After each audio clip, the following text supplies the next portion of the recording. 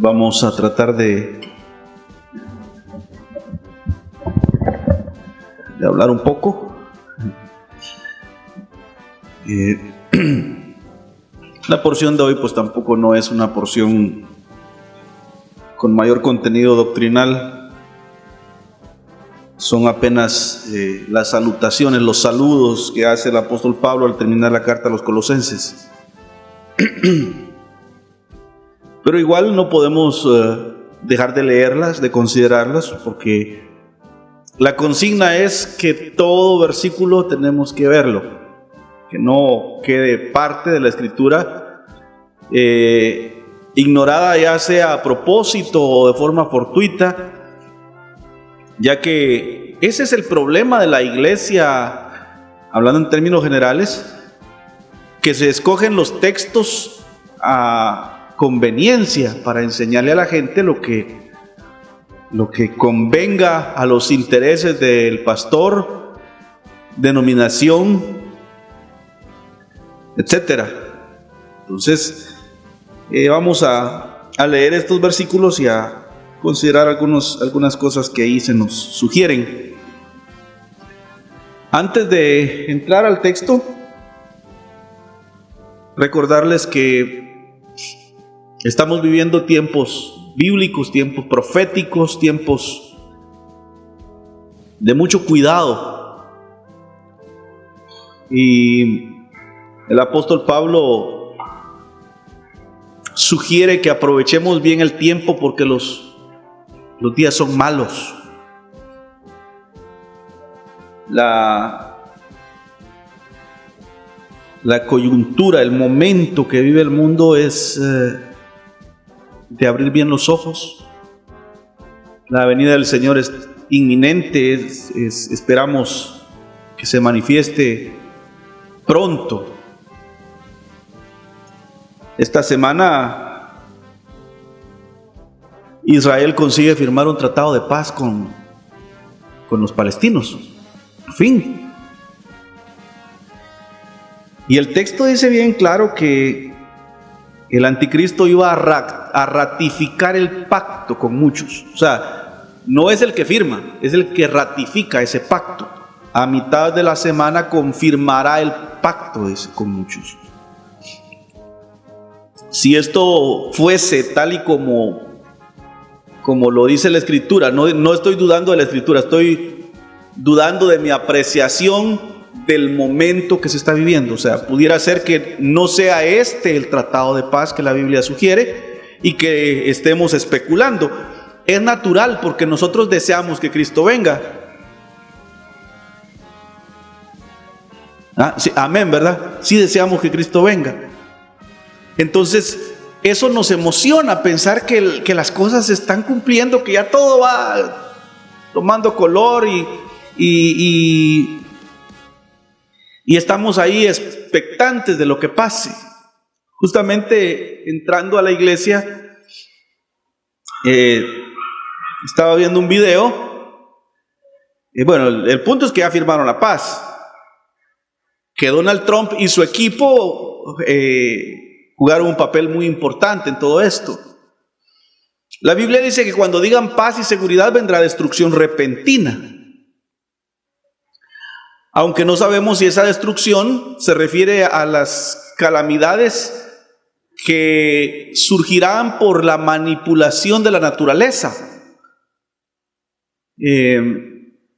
o simple y sencillamente significa que los árabes, siendo tan traicioneros como lo han sido toda la vida, embusteros, mentirosos, puede ser que hayan firmado la paz para mientras Israel baja la guardia y la cosa sigue, ¿verdad?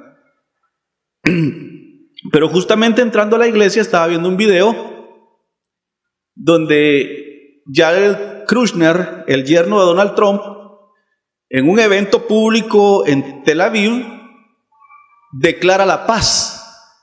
Y muchos han estado especulando de que este Jared Kushner sea el anticristo, por varias características que concuerdan con lo que se dice del anticristo. Yo todavía tengo mis reservas. Uno, porque no se trata del que firme la paz, sino del que confirme el tratado. Dos, porque no es en Tel Aviv, es en Jerusalén, es en el templo recién construido que el anticristo ha de declararse a sí mismo Dios. Y cuando eso suceda, mis hermanos, la Escritura dice: huid a los montes. Viene ese tiempo, mis hermanos. La persecución en Nigeria contra los cristianos es implacable. Están matando cantidad de cristianos, cosa que las noticias no están diciendo. En México, la persecución ya se vino contra todos los que no se dejen incluir en el sistema de identificación biométrica.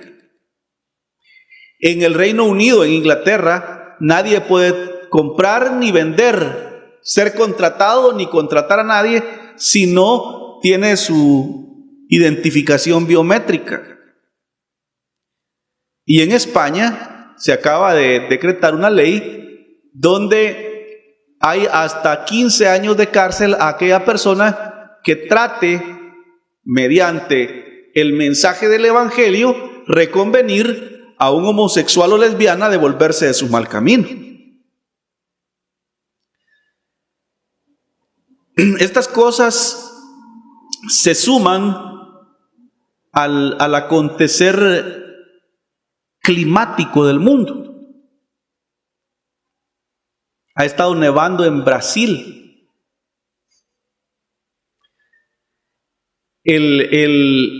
La temporada de huracanes ya no es temporada de huracanes. Es un fenómeno monzónico, le llaman, porque en otras latitudes del planeta el monzón es un periodo de lluvia que tarda meses sin dejar de llover, o sea, de día y de noche. Sucede más que todo en latitudes más ecuatoriales, pero hoy resulta que a nosotros nos dicen que estamos sufriendo un ciclo monzónico y que las lluvias siguen otras 48 horas y le dicen eso a uno cada rato y nunca terminan las 48 horas. Gracias a Dios, Monjas es un pueblo bendito de Dios. Pero en Santa Ana, El Salvador, el asfalto lo arrancó la correntada de agua, pero kilómetros de calle arrancados por la correntada de agua. En Honduras, inundaciones. En la capital de Guatemala esta semana sucede un tornado propio de lo que sucede en otras latitudes más al norte. O sea, los tornados son típicos de planicies como el Valle de Oklahoma, Missouri en Estados Unidos. En la capital de Guatemala lo deportaron los tornados para Guatemala. Entonces, el mundo está loco.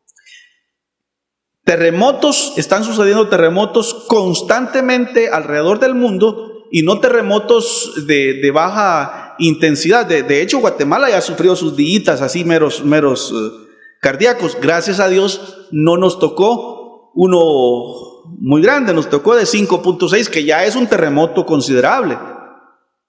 Pero están dándose terremotos en Venezuela, en Filipinas, terremotos de 7.7. Y para que usted tenga una idea de qué significa eso, la escala de Richter no es una escala numérica, es una escala algorítmica. ¿Qué quiere decir? Que un terremoto de 1 grado, o sea, un temblor de 1 grado en la escala de Richter, equivale a 64 kilotones de dinamita. Uno de grado 2 no son 65 kilotones, son 128 kilotones, o sea, es duplicado. Uno de grado 3 no son 129, son 264 kilotones, o sea, cada grado es duplicar el grado anterior. O sea que entre un terremoto de grado 5 y uno de grado 6, el de grado 6 es el doble del de grado 5, ¿me entienden? Entonces, cuando decimos que en Venezuela, que en Filipinas ha habido un terremoto de 7.7, estamos hablando de que es 4 veces más grande de lo que tembló aquí hace unos días. O sea, estamos viendo que la tierra está temblando, como decía la Biblia, como un ebrio.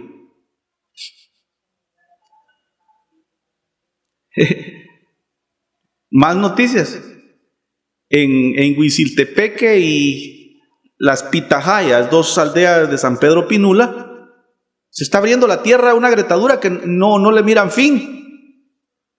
Y cada día se abre más y la gente está afligida porque de pronto tengan que abandonar su hogar y salir huyendo porque no se sabe qué va a pasar ahí. Todo esto es cíclico. Si ustedes recuerdan, hace unos 25 años, se recuerdan de un famoso volcán también aquí para el lado de San Diego, que se hundió, y decían que iban a ver el volcán, el cubilete le decían, porque cuando uno hace un pan de cubilete y le pone demasiado fermento, se hunde de en medio, y ese volcán se hundió así, y hace unos 25, 30 años, y iba mucha gente a ver ese fenómeno. Digo, esto es cíclico en cierta forma, pero si leemos la Escritura, nos encontramos con que toda esta actualidad que vive nuestro mundo solo es el cumplimiento de lo que el Señor dijo. Hablan de extraterrestres, de un asteroide que no es asteroide, sino que es una nave espacial y que iba a pasar cerca de la Tierra y que justamente el 3, 10, no sé cuánto de octubre iba a pasar lo más cerca de la Tierra, y justamente cuando iba a pasar más cerca de la Tierra, la NASA y todas sus dependencias cerraron porque dijeron que no tenían presupuesto y dejaron al mundo en esa incógnita, porque luego van a empezar a decirle a la gente que hay extraterrestres entre nosotros y que no son otra cosa. Le advierto que demonios manifestados. El punto es que si usted lee Mateo 24, es como leer el diario. Estamos viendo cumplirse todas estas cosas. Ahora, lo hablábamos una noche, un jueves, que no hicimos culto formal, sino que nos quedamos platicando. Hablábamos de que no existe la tecnología para predecir un terremoto, pero sí tienen la tecnología para producir un terremoto. Y todos estos movimientos telúricos, cambios en el clima, en el aspecto del frío, calor, la lluvia, etcétera, todo lo que estamos viendo es manipulado. ¿Usted ha visto esos aviones que dejan una esquela de humo? No es humo, son químicos. Siembran las nubes para que llueva o para que no llueva. El planeta sigue siendo el mismo que Dios creó, perfecto en todos sus ciclos, pero el hombre ha venido a manipularlo. El glifosato que la gente fumiga para no deservar, para no usar machete, no se disuelve, sino que cuando llueve se mezcla con el agua se evapora y nos vuelve a llover lluvia ácida. Ahora hasta peligroso es mojarse uno con agua de lluvia, que uno decía que el agua de lluvia era pura. Entonces lo que estamos viendo, mis hermanos, es la mano del hombre destruyendo nuestro planeta.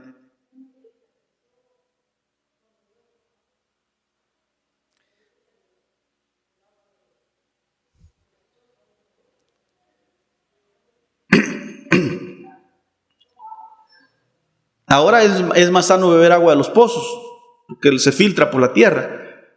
Pero la lluvia que hoy recibimos es lluvia ácida, es lluvia contaminada por químicos, es lluvia contaminada por radiación, porque la radiación que se ha soltado en el mundo mediante los ensayos atómicos, mediante las bombas que se han explotado, mediante plantas nucleares que han sufrido algún tipo de fallo, se ha contaminado el planeta, e igual la lluvia lo recoge y vuelve a llover. Lo que recibimos ya no es lluvia sana. Estamos viviendo tiempos bíblicos, tiempos proféticos. Lo que la Biblia decía se está cumpliendo delante de nuestros ojos. ¿Y sabe qué me sorprende? Se firmó el Tratado de Paz en Israel, que era la señal que muchos tenían para que se diera el arrebatamiento, el rapto de la iglesia. Cuando se firma el Tratado de Paz, ¿dónde está? Primero, es que no ha habido rapto. Segundo, ¿dónde están todos esos predicadores diciendo, señores, se firmó la paz en Israel? O sea, esta debería de ser noticia que los predicadores deberían de tener en su boca en esta hora, porque es el cumplimiento de lo que la Biblia decía, pero todos están callados. No sé si es porque les avergüenza haber predicado un rapto antes, o simplemente porque, como dice la Escritura, que cuando el hombre menos lo espere, no están esperando al Señor. No están pendientes de lo que está pasando en el mundo. Busque usted en el internet, en TikTok, a ver todos esos predicadores que salían ahí alarmados. Ni Gary Lee, ni el Gabito González, ninguno de esos que pasaban ahí que era hormiguero No han dicho nada. No han dicho nada. Preocupa porque es cuando más alerta deberíamos de estar. Digo, yo difiero de algunas cosas que están sucediendo. Yo no digo que Jared Kushner será el anticristo. Pudiera ser. Puede que yo me equivoque en mi interpretación del texto. Yo entiendo de Daniel que un papa católico va a ser el anticristo. Por las señales que Daniel da, dice que sería el príncipe de una nación que destruyó el templo y la ciudad de Jerusalén. Y fue Roma la que destruyó el templo y la ciudad de Jerusalén. Entonces, un príncipe de Roma tendría que ser el anticristo. También dice que no gustaría del amor de las mujeres, o sea, va a ser mariconón. Y los curas católicos no tienen mujer, y si tienen sexos con niños, violan, los desgraciados, son pedófilos, pero no gustan del amor de las mujeres. Entonces, todas esas cosas conjugan. Los primeros cristianos perseguidos por Nerón, por el emperador Félix, siempre creyeron que el anticristo venía de Roma. Los reformadores, Martín Lutero, Juan Calvino, John Knox, todos dijeron que era sacerdote católico, era un cura, digo, el papa. No sé por qué hemos cambiado ese concepto, pero yo entiendo de la Biblia que así ha de ser. Pero es lo que yo entiendo. Pudiera ser que este Jared Kushner fuera. Y como cristianos nosotros debemos de estar, como dicen, con las barbas en remojo, barbas al hombro. Vas a tirar la barba para salir corriendo. O como dijo Paulino Bernal, mi equipaje ya lo tengo listo y mi pie lo tengo en el estribo, ya para salir.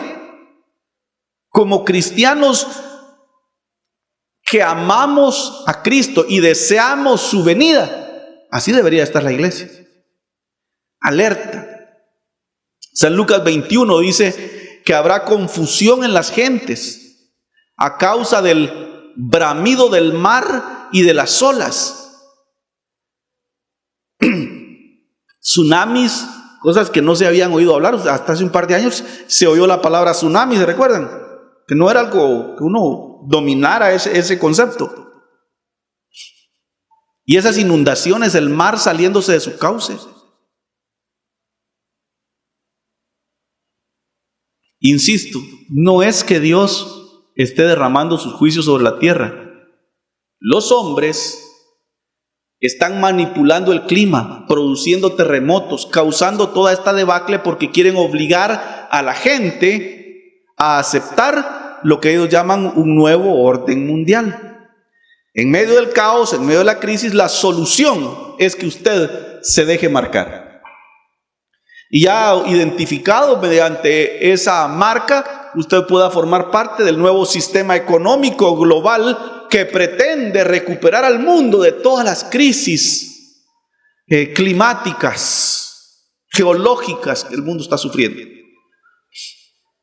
Se advierte que de pronto vaya a haber un apagón mundial en donde nos quedemos todos sin luz, sin internet, sin teléfono, y cuando nos digan, bueno, ahora sí ya recuperamos todo eso, sea para que todo el mundo tenga que pasar por ese colador de dejarse marcar.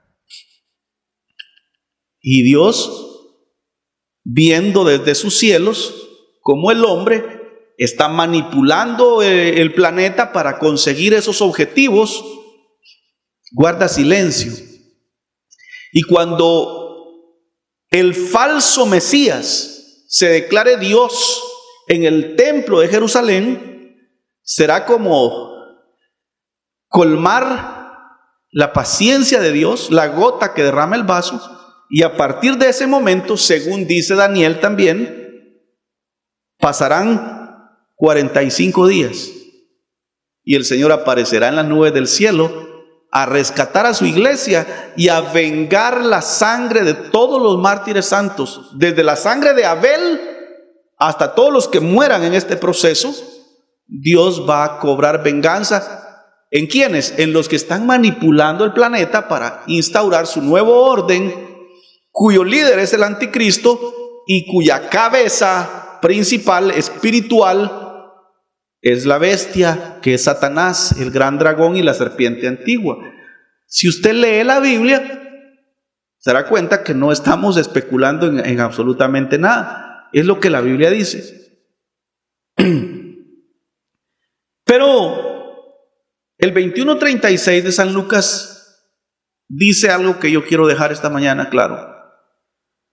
Velad en todo tiempo orando, que seáis tenidos por dignos de escapar de las cosas que vendrán y de estar en pie delante del Hijo del Hombre.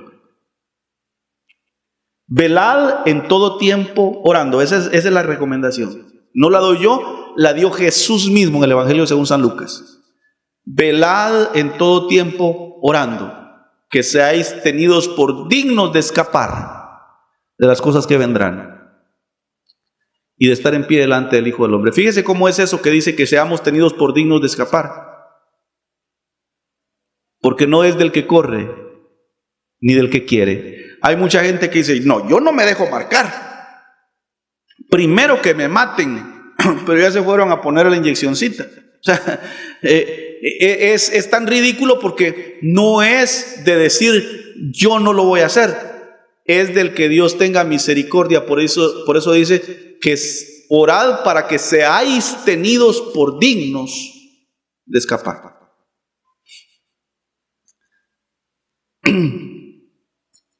Después de mi corto saludo paso a lo siguiente. Capítulo 4, Colosenses, versículo 7. Pablo, despidiéndose de la iglesia de Colosas, dice: todo lo que a mí se refiere os lo hará saber Tíquico, amado hermano y fiel ministro y consiervo en el Señor. Si se da cuenta, no solo son los apóstoles, habían otros hermanos que hicieron ministerios. Pablo da razón de Tíquico, a quien iba a enviar desde la cárcel donde Pablo está a la iglesia de Colosas, y dice: en mi carta no les voy a dar razón de mí. Ahí pregúntenle a él lo que quieran saber de mí. La carta es para enseñarles lo que hemos aprendido estos últimos 5 domingos. llama a Tíquico amado hermano y lo llama fiel ministro, consiervo en el Señor. Y es que entre los que predicamos no debería de haber rivalidades, sino de vernos como consiervos. El problema es que, desgraciadamente, la segunda característica aquí, una gran cantidad no la llenan. Son autonombrados ministros y están engañando a la gente. No son fieles ministros. Yo soy fiel, dirá alguien, porque nunca me he robado nada. Aunque nunca te robes nada, pero si no enseñas la verdad bíblica, eres un ladrón del rebaño del Señor. La demanda de Dios a sus siervos va a ser en cuanto a cuánto fuimos fieles a la palabra, no a la denominación, no al presbítero, no a un pastor, no a un apóstol, entre comillas, fieles a la palabra de Dios, el cual he enviado a vosotros para esto mismo, para que os dé razón de mí y para que lleve esta carta, para que conozca también de vosotros y conforme vuestros corazones y conforte, vuestros corazones. Va para dar razón de Pablo, para traer razón al apóstol Pablo y para confortar los corazones de la iglesia en Colosas. Va acompañado de Onésimo, amado y fiel hermano, que es uno de vosotros. Era colosenseño, dijo, era de Colosas. Todo lo que acá pasa os lo hará saber. Aristarco, mi compañero de prisiones, ahí había otro preso que mandaba saludos, y Marcos, el sobrino de Bernabé, el apóstol del Señor, también manda saludos. Acerca de él habéis recibido mandamientos. Si fuere a vosotros recibirle, o sea, el mandamiento que Pablo dio con respecto a Bernabé, a Marcos fue: si de repente llega Marcos, recíbanmelo bien. Y aquí aparece un Jesús, que no es Jesús el Señor nuestro Dios, sino que este Jesús era otro, tenía este nombre, al que también llamaban Justo, que son los únicos de la circuncisión que me ayudan en la predicación del reino de Dios y han sido para mí un consuelo. Os manda saludos Epafras, el cual es uno de vosotros, también era colosenseño, ¿no? Siervo de Cristo, siempre rogando encarecidamente por vosotros en sus oraciones para que estéis firmes, perfectos, completos en todo lo que Dios quiere. Epafras hacía un ministerio de oración y dice que oraba fervientemente por los hermanos de Colosas. Él también era de Colosas, o sea, es aquel hermano que se fue a vivir a otro lado, pero no deja de orar por su iglesia.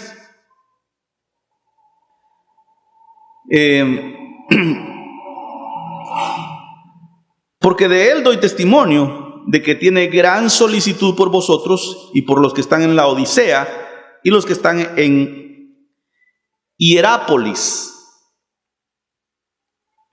Os saluda Lucas, el médico amado, y Demas. Este Lucas es el que escribió el Evangelio de los Hechos y el libro de los Hechos y el Evangelio según San Lucas. Saludad a los hermanos que están en la Odisea, y a Ninfas, y a la iglesia que está en su casa.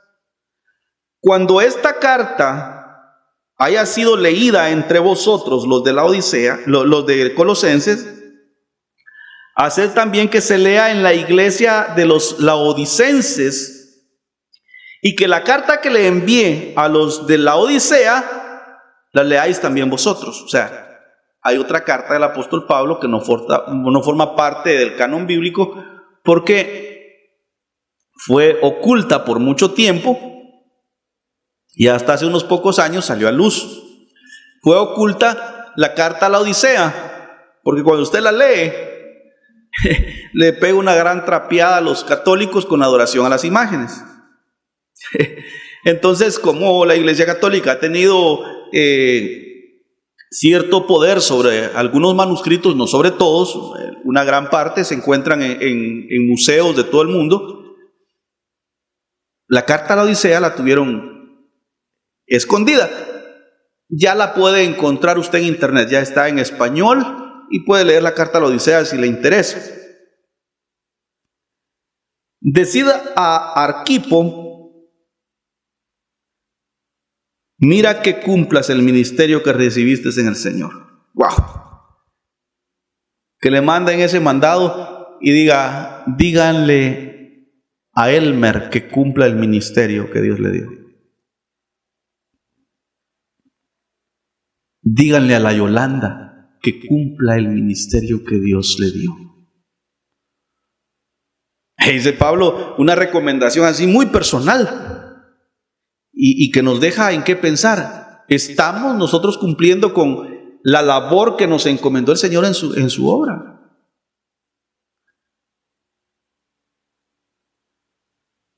¿Qué le parece si recibiera usted una cartita así que solo se recuerda los telegramas, ¿va? Un mensajito de texto con su nombre desde el cielo?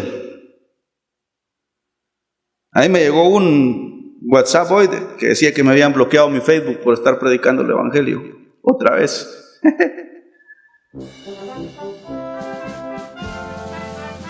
Una cartita, un mensajito de texto desde el cielo. ¿Estás cumpliendo con tu labor? Enseñar a sus hijos en el hogar a orar juntos es más grande ministerio que muchos ministerios, entre comillas, que realizan algunos detrás de un púlpito, en un escenario con un micrófono y una multitud. Hablarle a su vecino, al cliente de su negocio, presentarles a Cristo, es más grande ministerio que lo que muchos hoy llaman ministerio, parándose en un escenario a cantar música que ni mienta el nombre de Dios. A todos nos fue encomendada la obra de Dios. Preguntémonos si la estamos cumpliendo, y si no, pregúntele a Dios: Señor, ¿qué quieres que haga? Como Pablo le dijo: dime qué quieres que yo haga, Señor.